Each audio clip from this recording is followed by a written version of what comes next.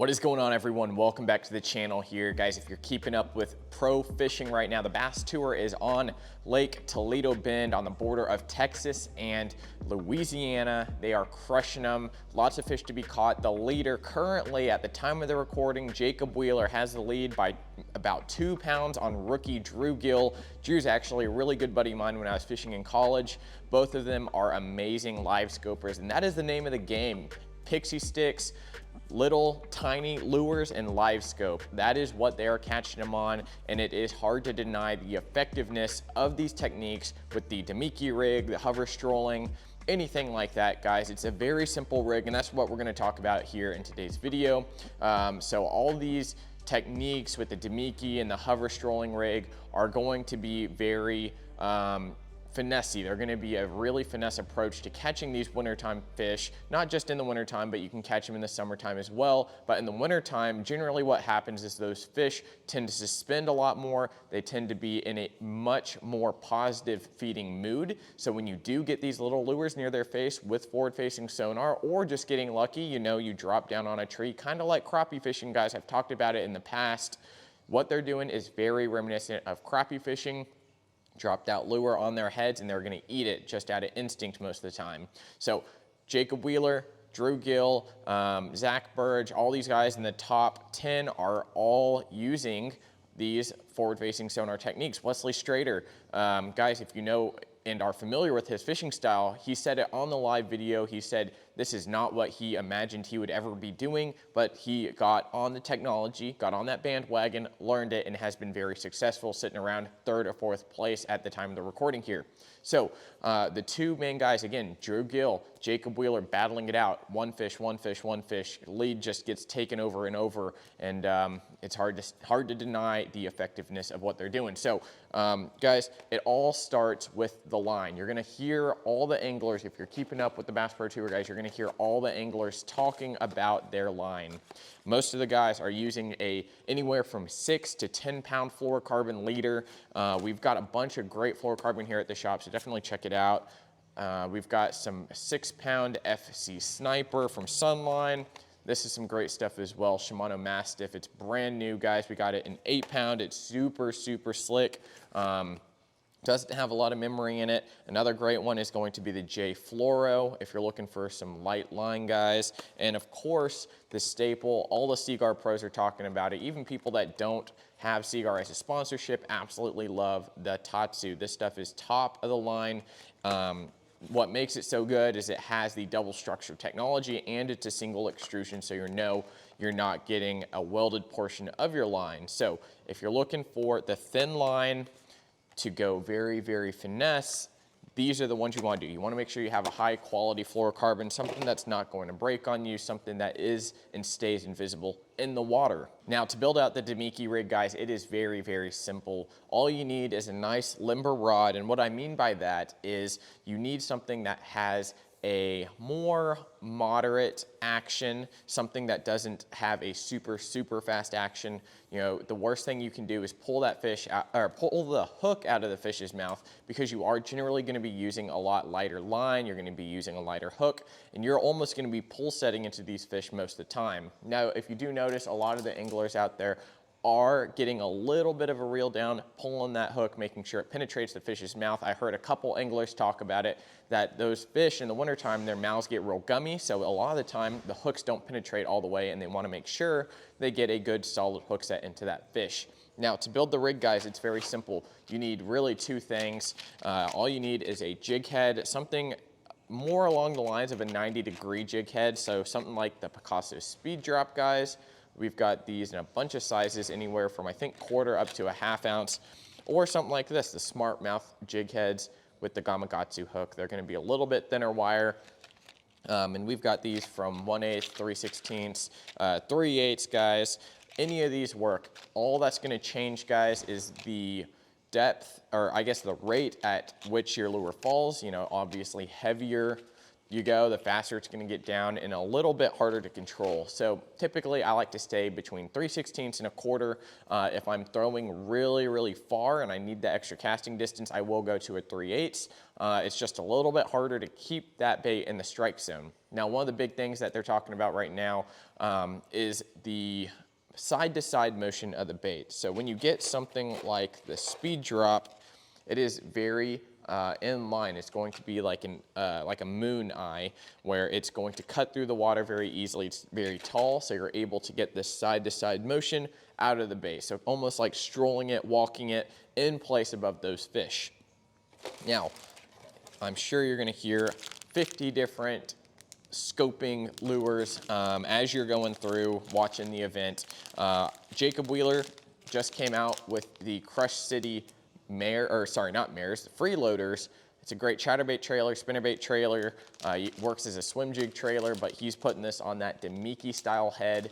And I might or might not have gotten some insight from a VMC sponsored angler that they are coming out with a new jig head. The one he has been using is I believe it's the hybrid swim bait hook. It's got the little eye on it. It's got a screw lock, super wonderful. You don't lose a lot of baits, but this is his go-to one right now, the freeloader on that Damiki rig. Now, what's so special about this one here is that it has that lower keeled belly and allows that bait to move and rock side to side like this as it goes through the water column. Really causes those fish to get really interested and make them commit.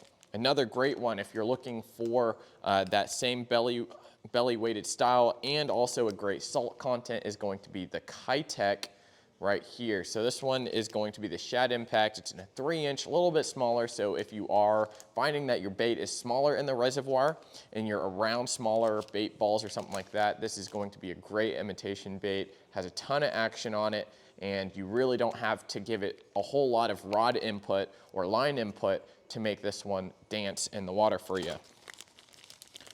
Another great option, guys, is going to be the Baby Z2. A lot of the anglers last year, especially on the Bassmaster and Bass Pro Tour events up for smallmouth, were using these.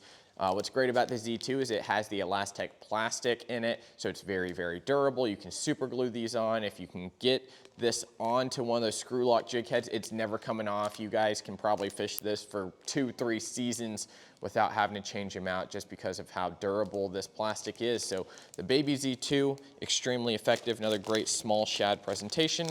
Guys, if you don't want to make it super complicated, the Zoom Super Fluke here, just easy going. It's a great body shape. It doesn't have as much roll in it. It's a little blockier than something like the Freeloader or that Baby Z2. It doesn't have as much body roll. It's not as flexible, so it's a little more rigid essentially, but definitely gets the job done. Another great one that came out this last year at ICAST is going to be the Yamamoto baits. This is the Scope Shad 3-inch. They're coming out with some bigger sizes too. This is more of a cylindrical body bait. Overall, don't need to put a whole ton of action into it. The tail moves kind of just on its own. And what's great about that cylindrical body, guys, is that it has a crazy looking body roll. Let's see, there you go. It's just a cylinder there. So as it goes through the water, guys, it can very easily turn side to side, attract those fish, and that is what they are catching them on. Just everywhere, really. You know, the Damiki rig in the wintertime, it can be extremely beneficial for pressured fish, fish that are offshore just cruising. And of course, there's a lot of different ways. So obviously, if you have access to an umbrella rig or something, you can throw that, maybe a little single swim bait, but they are really keying in on going as finessey as you can, and it is definitely working. I have a few rods here that I would suggest if you're looking for some high-end, really, really good sensitive rods, guys. And like I said earlier in the video, you want to make sure that you have a rod that's not too powerful, has a great action all the way through the rod that can absorb a lot of the shock that you're putting into them. Kicking it off, guys, the Kage line from Daiwa is super amazing. They make some great powers, actions on their rods. This one here specifically that I prefer for Damiki rigging or hover rigging is going to be the drop shot rod. It's a 7'1" medium light rod. Now what's great about this one, again, it's medium light, so it has a great power going all the way through the rod. It's not a super fast action, even though it does say fast action.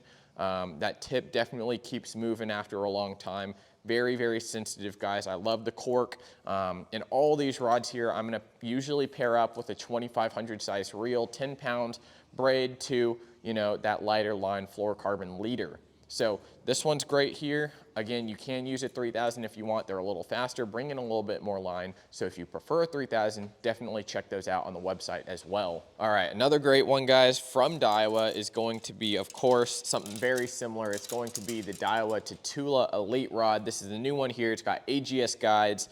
It does have the foam handle on it, but the design is going to be very, very similar, where you're going to hold it on the top of the reel, just above it. This one here is going to be the 7'3" medium. It's going to be very similar in terms of the power. It bends almost all the way through the rod here, but does have a good backbone. Like I was saying, if you want something to drive that hook in there, you got to have just a little bit of backbone, but have that moderate action on it, to where it's not super, super fast on the tip, still has a very reasonable action on there.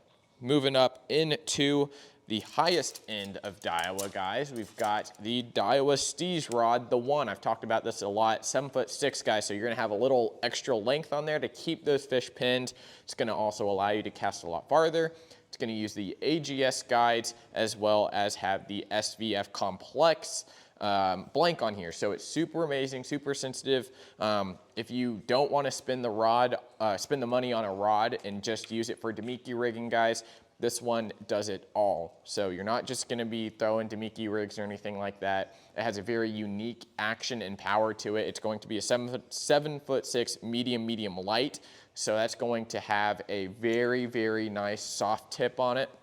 And it's going to move down into a good amount of backbone going through the rod. And it's a really great mix of what I like between a very, very soft tip and a little bit backbone going all the way down to the blank here.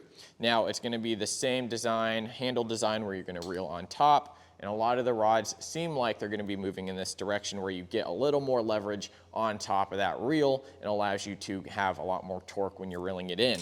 Now, 7'6" rod, guys. Again, gonna keep them pinned. Make sure you get that fish in the boat. I absolutely love the design of the Steezes. So if you're looking for a great drop shot rod, Ned rig rod, wobble head rod, as Tim likes to use his for, this is going to do it all, guys. So this is the Steez, the one. And bear with me, I've got two Mega Bass rods here. I got two P5s that you might be interested in as well.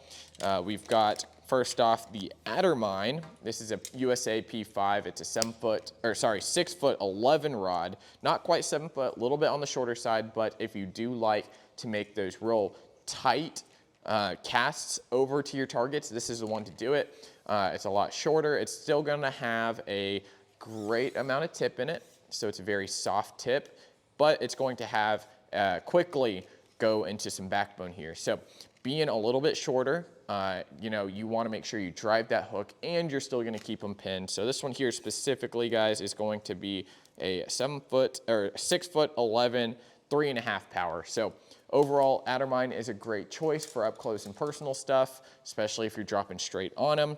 And then the Windbuster, this one here is super amazing as well. It's going to be a 7'2", 3.5 power, a little bit longer length, but same action there. So guys, check out all the cool rods, reels, and tackle we have online, lakeprotackle.com. Thanks for watching.